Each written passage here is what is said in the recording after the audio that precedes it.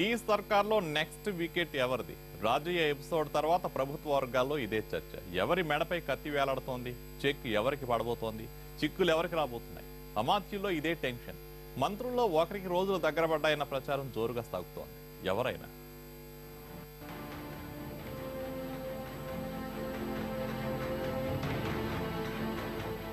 స్వచ్ఛ భారత్ లాగా స్వచ్ఛ cabinet slogan వినిపిస్తున్నారు తెలంగాణ ముఖ్యమంత్రి కేసీఆర్. అవినీతి ఆరోపణలో వచ్చిన డిప్యూటీ సీఎం ని బర్తరఫ్ చేసి మంత్రులందరికీ స్ట్రాంగ్ సిగ్నల్స్ ఇచ్చారు. రాజయ్యను ఇంటికి పంపిన తర్వాత కూడా 2 మంత్రులపై అవినీతి ఆరోపణలొచ్చాయి. వారిలో ఒకరు నిజామాబాద్ జిల్లాకు చెందిన మంత్రి పోచారం శ్రీనివాసరెడ్డి. ఇసుక మాఫియా విషయంలో ఈయనపై ఆరోపణలొచ్చాయి. ఈ వ్యవహారంలో పోచారం శ్రీనివాసరెడ్డికి నేరుగా సంబంధం ఉందా లేదా, కుటుంబ సభ్యులెవరైనా ఇందులో ఉన్నారా, అసలు జిల్లాలో ఏం జరుగుతుంది అన్న దానిపై కేసీఆర్ నివేదిక తెప్పించినట్టు తెలుస్తోంది.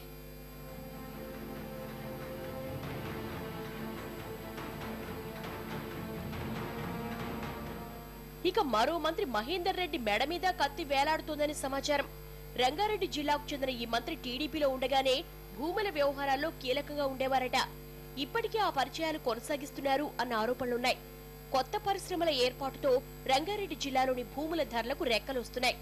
భూములకు సంబంధించిన లావాదేవీల్లో మహేందర్ రెడ్డి కీలకంగా ఉంటున్నారట. దీనిపై ముఖ్యమంత్రి కేసీఆర్ కు సమాచారం అందినట్టు తెలుస్తోంది.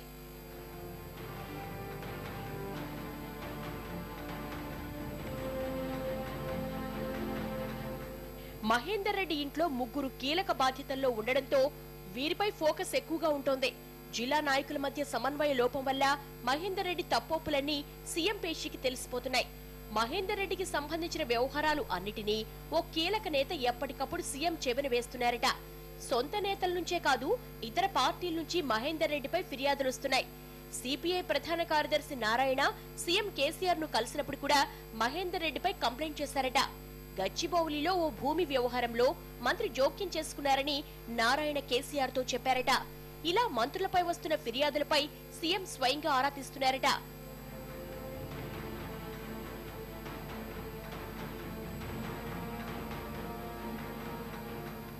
కేసీఆర్ కు వస్తున్న ఇన్పుట్స్ పై మంత్రుల్లో టెన్షన్ మొదలైంది.